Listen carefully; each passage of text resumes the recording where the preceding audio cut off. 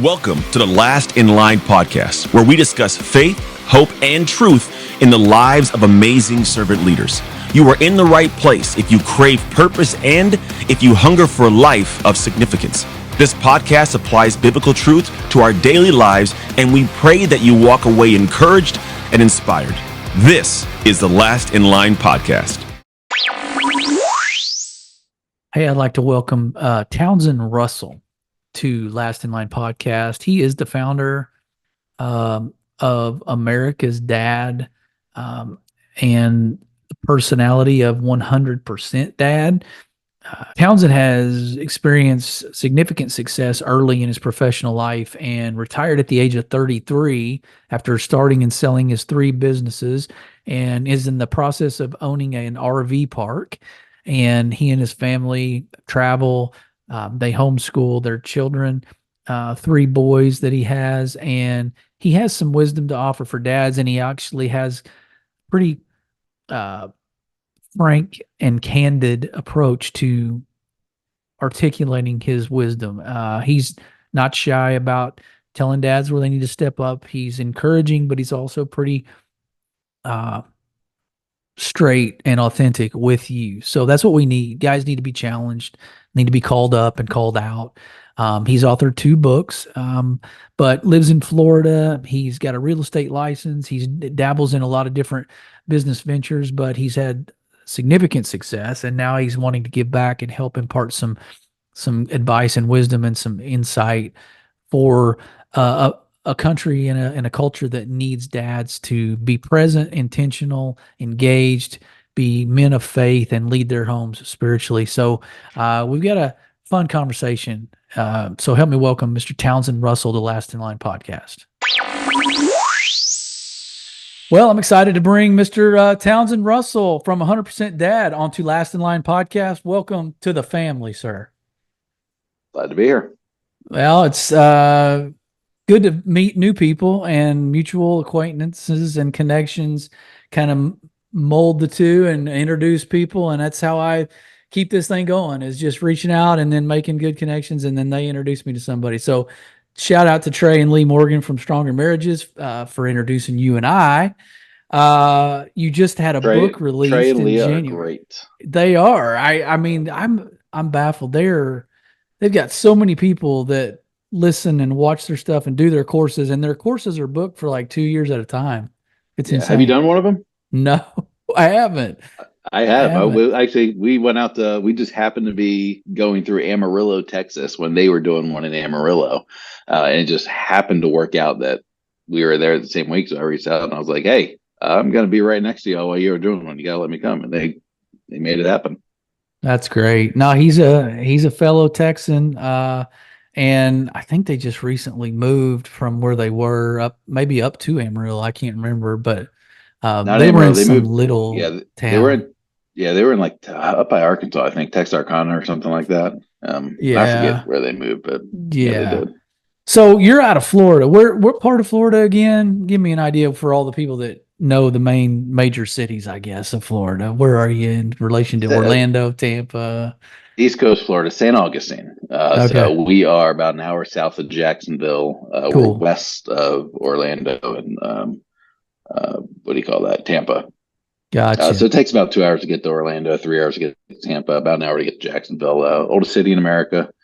It is booming in St. Augustine. Everyone visits here. It's always been a tourist town because we have a historic section.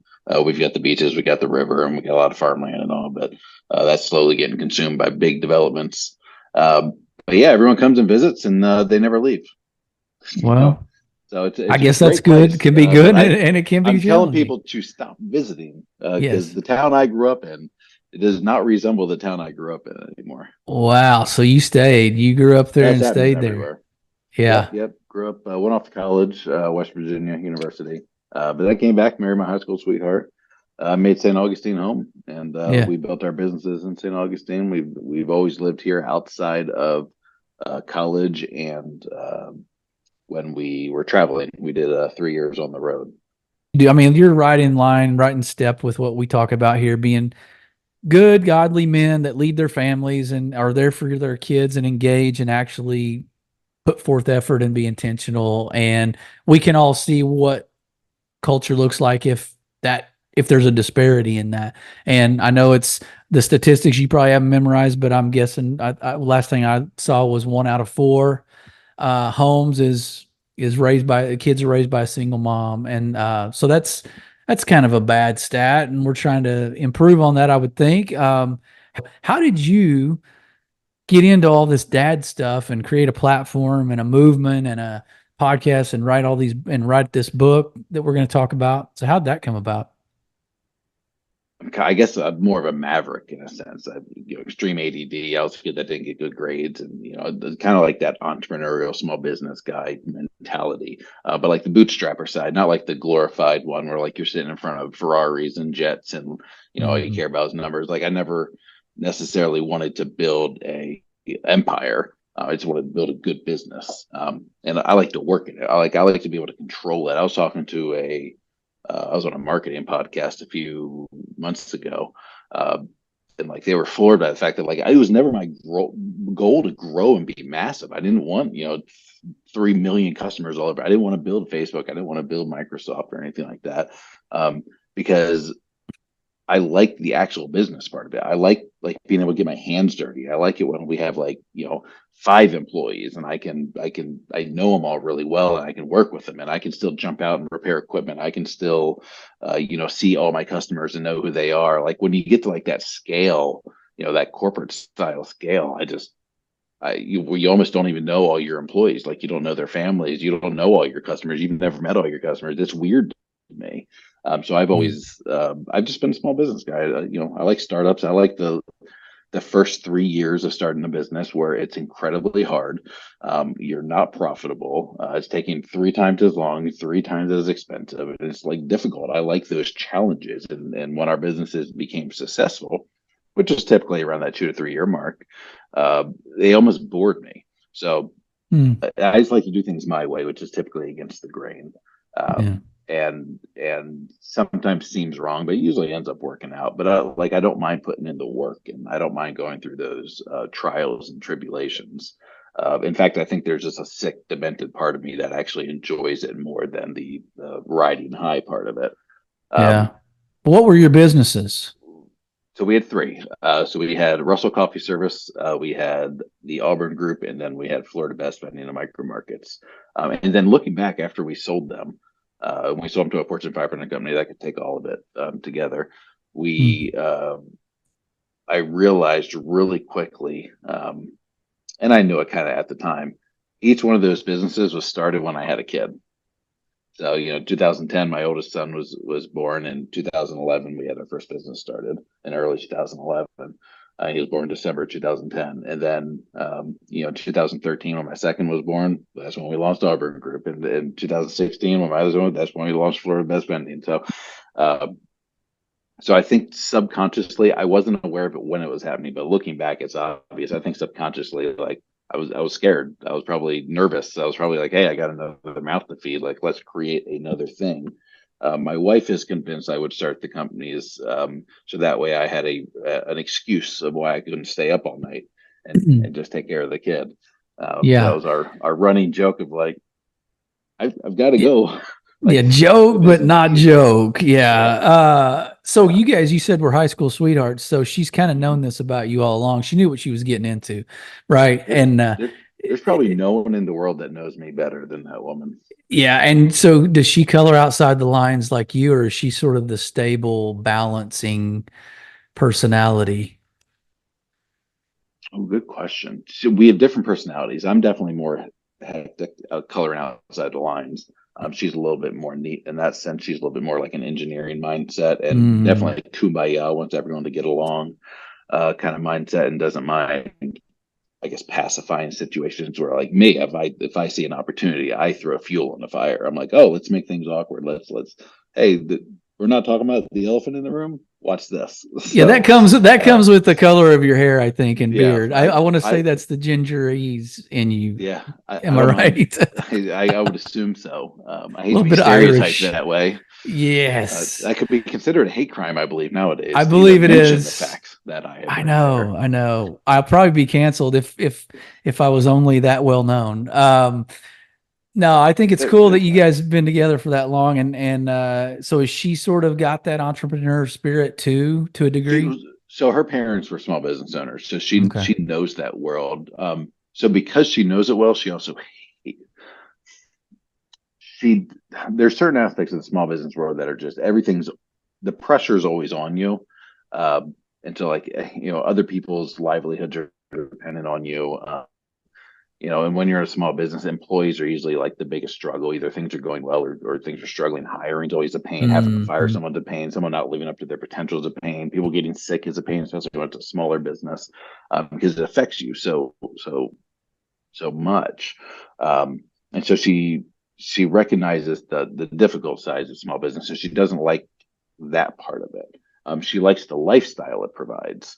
And that's not just a financial thing. That's just like a freedom. Like we've always lived our lives kind of opposite of everybody else. Like we don't go out on the weekends when people are out. Like that's our time when we're like, because we homeschool as well. That's like when we're buckled down doing stuff. Like if we want to go out, we go out on Tuesdays. If we want to go to Universal Studios for a couple of days, we go Tuesday and Wednesday. We don't go, Friday, Saturday, Sunday. So we're able to kind of like live opposite of everyone else. We go to the beach, it's not crowded. So it's nice. You got a lot of freedoms there. You're not stuck, working in between these like little small gaps of time when you have a 9 to 5. So she really likes that part of it. She's very smart. She actually has a college degree, and I dropped out. And her degree was in business management. So is it homeschool? Did y'all homeschool all the way through? All three? Have you homeschooled the entire time? Yes. All three. I say we haven't graduated any of them yet, so it's not all the way through. We kind of take it year by year, but at this stage in our life, I think it'll probably never end. I think we'll see it all the way through, because really, you can get, by the time you graduate high school, you can have them with an AA degree, 2 years of college under their belt, if not more. That's what we're doing. Yeah.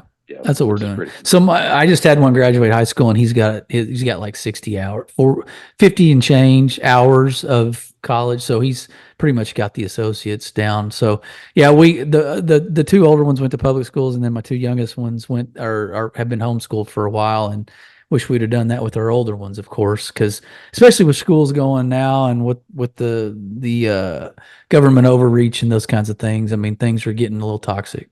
I've gotten really anti-school lately, in like the last 4 years or so. And I was never a big proponent of homeschool, even though we did it. And my wife started, like, we have our own co-op in St. Augustine, and Florida is a huge homeschooling community. I believe Texas is as well.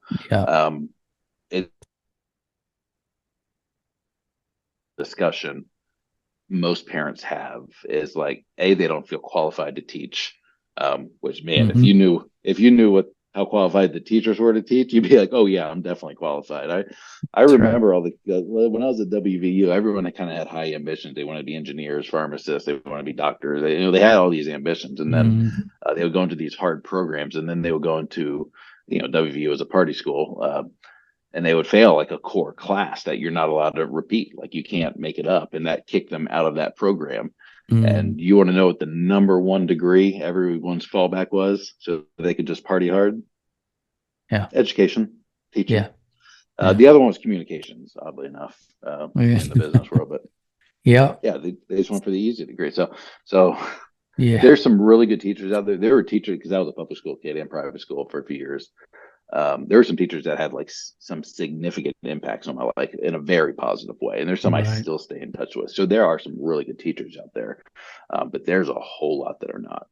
That's for sure. So parents shouldn't feel, my opinion, shouldn't feel not qualified. The other aspect of that was the social element of homeschooling. Like, everyone's like, oh, they're going to be socially awkward, because I guess maybe in some past era, in like the hills of Kentucky, there was a homeschool kid that was just isolated in a cave somewhere that was socially awkward. But especially in Florida, I am telling you, our kids Yeah. are so daggum. So they are more social than the public school kids, because public school kids, they have to stay within their age group. So, if Yep. you're in third grade, you hang out with third graders, and then you have to sit in class and you have to sit still. You're not allowed to talk. In the district we're zoned for, I think it's Osceola Elementary.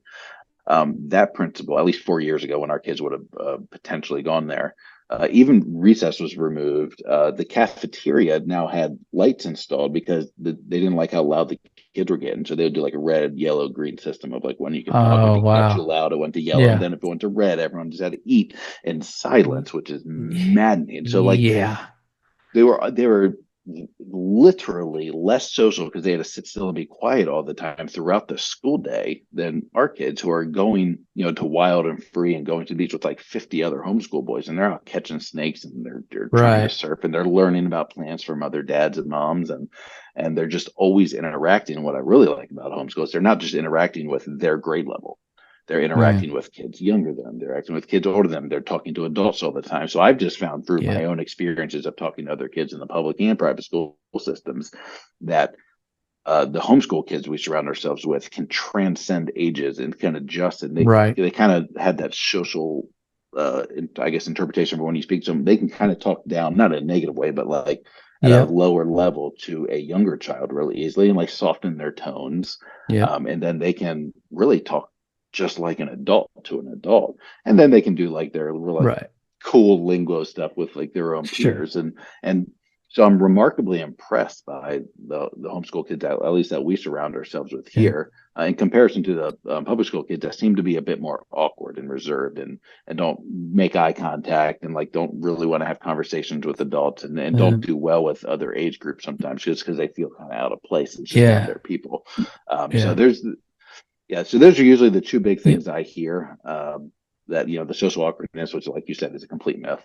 In Right. fact, it's actually the opposite. The opposite. At Yeah. least in Florida, where there's you start a homeschooling co-op here, it's going to be filled instantly. Like it's ridiculous how much demand there is. There's so many of us here. I mean, I Yep. believe Texas is the same way. Oh, yeah. I'm sure a lot of states have big communities. But Well, so did you, when you started out, obviously being a dad, you were trying to kind of like the rest of us, I'm assuming, again, that you're learning as you go, and maybe you had a great dad. I don't know. Maybe talk about how you were brought up, and why you started this 100% dad. Like, did you, maybe you saw a need? Question before Yeah, maybe you saw it. Well, I threw corporate America out there and I blew this thing wide open. But so something about either where you were currently as a dad, where you wanted to be, or what you were watching from afar, like made you start this. So go into some of your childhood a little bit and what you saw from your dad, and then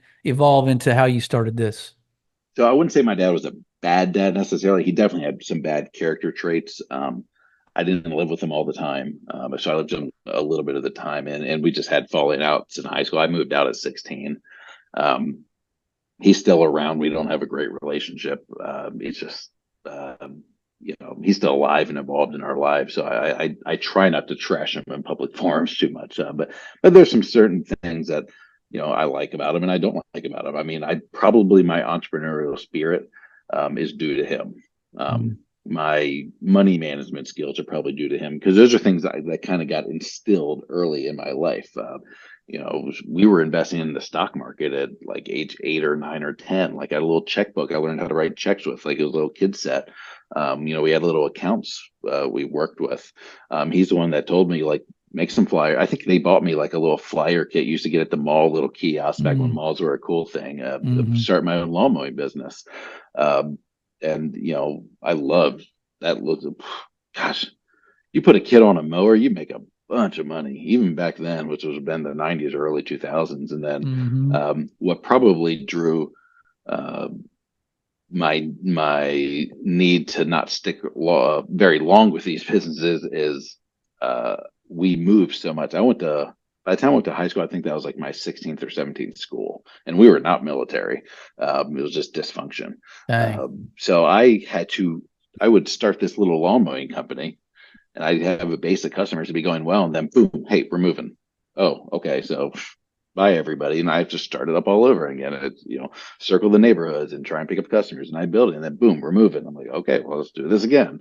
And eventually, I think by ninth grade, I think it was ninth grade, I was like, I'm not doing this anymore. I just, because I built it up, and it's the end of it. And the one thing I regret there, we were in Jupiter, Florida at the time. I had a kid come up to me. He just saw how much money I was making. Like, I had my own fridge in my room. I was like buying food for the family. It was really fun because in Florida the grass just grows 24/7. Yeah. And gosh, what happened? A kid wanted to come work for me because he saw how much I was making, and I was like, "This is great. I can start a business." And this is one thing business wise my dad told me that I horrifically disagree with and wish I hadn't listened to back then. But he's like, "No, don't do it. Don't hire anybody else. They'll never do as good a job as you." And so I just kind of kept to myself. Whereas if I had been able to do that and I could build up routes, multiply, and learn to deal with employees in the sense, even though we're kids back then, and just live off of small revenue and give them like the majority chunk, or sell the route off to them. I know those skills now, but sure, something makes me wonder, because that was always a weak point for me, was employees. It took me probably 3-4 years where I really figured out, at least from the employee mindset, because my mindset's always been like, you do your best, like you just give everything you possibly can to this business, whether it's yours or not, and you just go all in. And I quickly realized that not everyone thinks that way, So they want to have their own lives, and they kind of want to just get paid and do kind of like the lighter end of the work, because it's not their business. Why should they, bleed and sweat for this thing? So, which makes sense. And it really took me selling my companies to learn that. But let me spiral back here, because I'll just get on a loop forever. Sure. You had asked about the whole corporate America thing kind of ties into it. So how 100% that started was from the business side of me. So I started having dreams like in my mid-20s. I was going to die by the time I hit 30. So I'd already had 2 kids at this point. And I just like had these like reoccurring dreams, same dreams. Like I would lose control of the car and, go off a cliff. And I legitimately thought they were premonitions at the time. I'm like, well, I guess this is how I'm going to go, because I would have no control over it. And it was like, it felt so real. I would wake up in sweats. And it was just reoccurring. And I decided to make a binder. So I'm like, if I'm going to die, our business is really almost all me. I was like the key man. If I don't show up to work, like the business just it's going to fall apart. And that's almost our entire net worth at the time. So I just started writing notes. I wrote like letters to our drivers, letters to our salespeople, letters to all of our customers, our vendors, letters to my wife, to my kids. And I was like, hey, I'm dead. This is what you need to do. Like, this is how we keep the business running. So, because I knew if I died, employees would leave right away, because they'd be like, well, we're not going to get paychecks anymore. Yeah. They would find other jobs. Customers would be like, oh, we're not going to get deliveries anymore. So we'll just, we'll hire another company. Vendors would, well, if we're not going to get paid, then we're not going to deliver. And so the whole thing would crumble like in a matter of weeks if there was no plan. So I created that plan. It ended up being like a 3-inch thick binder, literally labeled "If I Die" binder.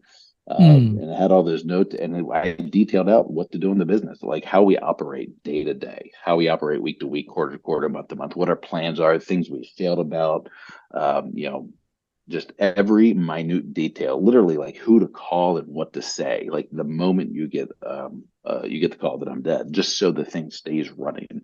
And then how to continue to run it yourself, or how to hire someone and they could basically take over my role as the manager in that sense, or how to sell it. So I had all these planned, and I had replaced Townsend, the business owner, so well, and I was so impressed by that, and it really gave me clarity in the business doing all this. It was like a 4-month project probably. Did your wife know you were doing this the whole time, or was this kind of a thing you were doing behind the scenes? I don't work in secret. Yeah, I told her about it. No, but she's like, that's pretty morbid, dude, but smart. Yeah.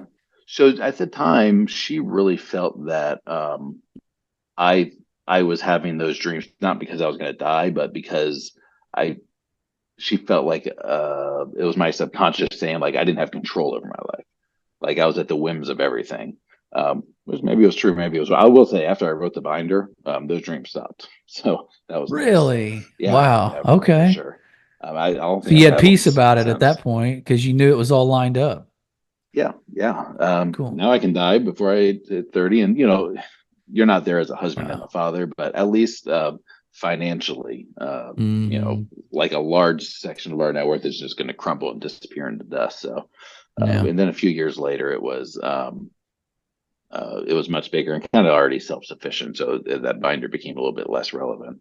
But it really helped us. Like it helped me in my business. We really reorganized how we operated, and it made us better just because I put a lot of thought into it.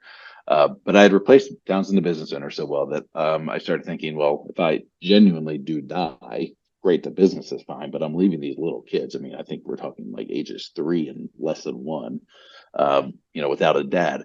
And then my thoughts started going to, you know, there's a good chance if I'm not around that everyone's going to grow up, their grandparents, their friends, families, people that knew me, even their mom, and they'd be saying, hey, your dad would have wanted this for you. Your dad would have thought of this, of whatever it was. Words would have been put in my mouth, and I wouldn't be there to defend it.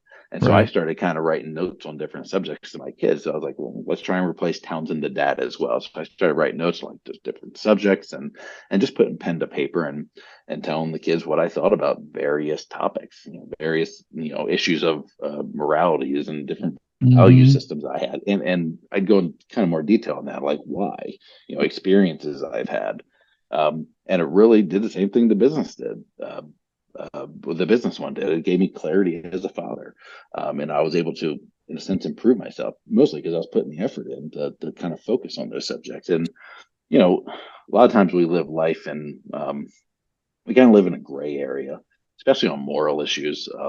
I would say a lot of the world operates in gray, and they don't really know what they're going to do till they get there. And then once you get there, you're always wanting to push the line a little further. And I have found when you're just like, hey, draw a line in the sand and I will not cross it, and you define that ahead of time when things are going well, then when you get to that point, you can no longer move the line and decide, hey, no, this doesn't count. Now this counts, because you've already taken a stand. And so it helps you become accountable to yourself. So that's what I did. And it really helped. I turned that into a book. So like partway through writing that, I'm like, this would be a great parenting book. I should tell people how to parent. And so, so I did that and I wrote it, and man, that thing was horrible. So I never actually wrote that book. So I wrote the book. I never published that book. Had it edited and everything, and I didn't like it. It put me to sleep. And then that thing sat on the shelf for about 5 years. And then we had the chance to sell all 3 companies in 2019 and retire and kind of do whatever we wanted with our lives. Our kids were 3, 6, and 9. We were still young. I was 33. My wife was 31. So we were like, hey, let's do this, because this is not a bad plan. And we wanted to travel. And I can't do nothing. So I wanted to start putting out that dad content again. I was never into social media, so I figured I'd take that old book off the shelf and we'd just grab one-liners from it, and I'd start putting that information out. And so that became the basis for 100% Dad. I would just kind of go through that and make a whole bunch of memes, so kind of one-liners, and make them pretty and put them on Instagram, and that did really well. Back when Instagram was a meme platform. When I went to video, I didn't do as well because apparently people don't like to see this face. Wow. Funny enough, I just started reposting some of those memes on 100% Dad just this week, I think, and they're doing better than the videos. Well, how did you? Okay, so you and I share the Christian faith, so all of the listeners as well. But did you use that foundational? I did. Went through the whole as Bible. kind of as a compass for, because I was going to say, how do you know what's moral? How do you know what's worthy of writing down as a dad that you want your kids to know? And clearly you had that compass of biblical truth. I don't know how an atheist does it. I don't know what they base it off of. I find people that have a religious background, whatever it is, they at least have some sort of like rooted thing that they stand by that gives them a why. Because really the atheist side of it, you can kind of pick whatever you want and there's no wrong answer. But yeah, I think either in that book, either in that book or it was maybe a separate book, I actually pulled out every relevant scripture line that was somehow connected to parenting or fatherhood or being a man, things like that, and just made references to that. So I actually think I think that's where a lot of the topics came from. So I think I kind of reduced that into general topics and then kind of elaborated on them for my own kids. But I think I had like a Bible study-ish version type of it. So I didn't get in depth to like the root of the words and what was like the Hebrew translation and things like that, because I'm just not that knowledgeable. But I would take those things that were being told in the Bible and then give my opinion on those and why I stand behind those, or why I maybe somewhat disagree with these. So yeah, definitely rooted in a Christian foundation. But I've found that most of the Christian rooted things are things most people, even atheists, agree with. I mean, like you'll look at the lessons of Jesus. I mean, he was really what? Forgive other people, treat other people like you want to be treated. Grace and truth. Be kind. Love first. Those kind of things. Be honest, and that's the thing. For the most part, what he taught. Even the atheists are like, yeah, we agree with those. Because at one point, our nation sort of derived our, how we navigated by those. At one point, when we started deriving laws and ways we act and ways we conduct ourselves, and regardless of religious affiliation, that's what it was built on. So it kind of created that moral standard and value system, even if you didn't believe there was a creator. That was just kind of the way of life, right, back then. So. I don't know. I agree with you, but you talk some about the myths that are out there about dad myths, I guess, or things that people want to kind of shove down our throat. Let's get into some of the cultural stuff right now. Like, what do you see, or how does it affect your work in this regard as a dad and the content you put out? Like, what are you trying to push against? Like, you feel like the narrative is, okay, dads are kind of second fiddle. Dads are kind of buffoons. I mean, if you look at, the 80s and 90s sitcoms, it was kind of like the dad was like this aloof, kind of nincompoop guy that just kind of do guy. So what do you do with your work that pushes against some of that now? Because I'm seeing it again, second, third, fourth wave feminism. Yeah. So yeah, the whole entertainment world and pop culture and how they view fathers and makes them a punchline. I obviously I think most people disagree with it. The humor is funny, but I think it has negative consequences because I think we've just had so many generations now that watch that laugh at it, that find it funny. And when you watch movies, when you watch TV shows, most people tend to kind of associate themselves with one of the characters, and like they kind of personify it.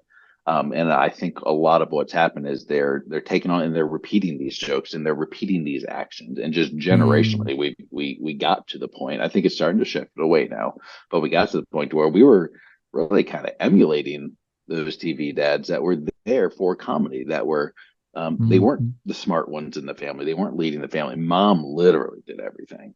And so I think we're steering away from that. I think we had many generations of that, and that there's starting to be a lot of pushback. There's starting to be almost a rallying cry to where men want to be men again. And I definitely stand for that. I'm all good. And being a man has so many different meanings, but definitely I really want to see dads take the subject of fatherhood seriously in the sense of leadership and wisdom. I want them leading their families. I want them being active in the family, honoring that role.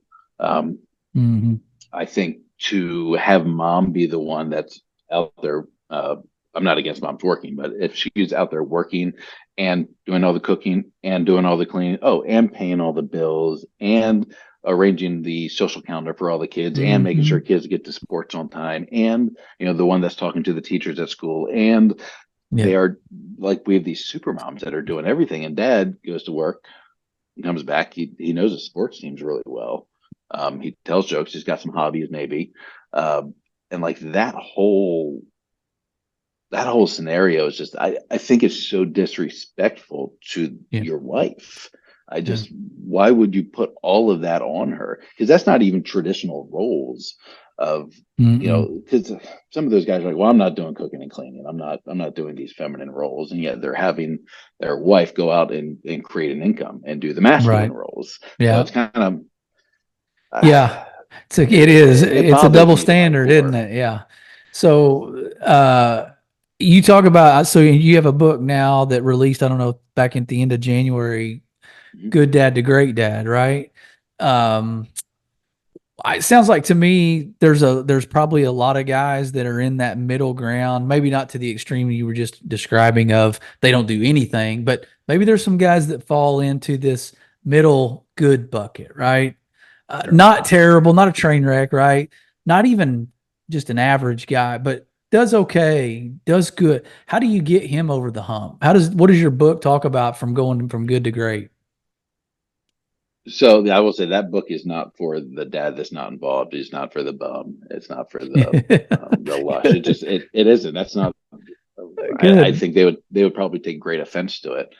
I have found that dads, men, even women, we improve on what we study. We improve on what we focus on, and that doesn't matter if it's your career, doesn't matter if it's getting into Bible studies, doesn't matter if it's your marriage, your relationship. Like whatever you focus on, whatever you study, you're naturally going to get better on it. And so my big encouragement for all fathers out there, like if you really want to be a great dad, a lot of us feel like even if we're good, we don't really put a lot of effort into that area. It comes natural to us. And so I want there to be more effort. I want there to be more focus because that's just going to make you a superior dad. It doesn't mean, and I guess the stereotype we're trying to push away from, like if you're reading a book on fatherhood, if you're studying the subject, that doesn't make you a bad dad. That doesn't mean you're inadequate somehow. It'd be just like an investment. Someone who likes stock market investing, like reading Warren Buffett's book on investing, like it doesn't mean you're bad It's at investing. It means doubling you're trying to learn down. more on it, Yeah. right? And you're Right. trying to get better at it. And so I think a lot of men in general kind of see studying a fatherhood subject almost as weakness, which is bizarre to me because it doesn't apply to other areas. The book is really going to walk you through essentially what I did by creating that If I Die binder on the fatherhood side. It's going to help you really create clarity in your life, really take stances on things. It's going to get you on the same page with your wife because you're going to need to talk about things with her. And it's going to really have a multi-generational impact on you because once you kind of draw those lines in the sand that we were talking about and you say, hey, this is what our family stands for on this subject. This is what's important to us. This is what's not important to us. There's a lot of accountability there. And if you can put pen to paper, if you can actually create, a real tangible thing to correlate your values and your morals and what's important to the family, that's big time. Because now everyone knows where you stand. The kids are going to know. Mom's going to know. You're going to know. You're going to be held accountable to those standards. And then I always come from the perspective of death. If you die as a father, leave something tangible behind where your family doesn't get wrecked. And I also think, obviously you need to have wills, you need to have life insurance. There's other more things, but just from a standpoint, like morals and values, like get them written down. Tell your kids how you feel about different careers. Even teach them the things that you would want to teach them. And so we've got a whole bunch of different strategies in there that you cannot read that book and not walk away a better father. It's just impossible. And if you actually do everything in there, you're talking legend because then we get to like, not only do you make yourself a better father, but then you're ensuring that your sons become good fathers, that your daughters are marrying good fathers and good men. And then their you start talking multi-generational and you create something tangible that can be passed on. Now it's a living document like the U.S. Constitution, like you'll have adjustments here and there. But it really just solidifies you as the patriarch who started it all.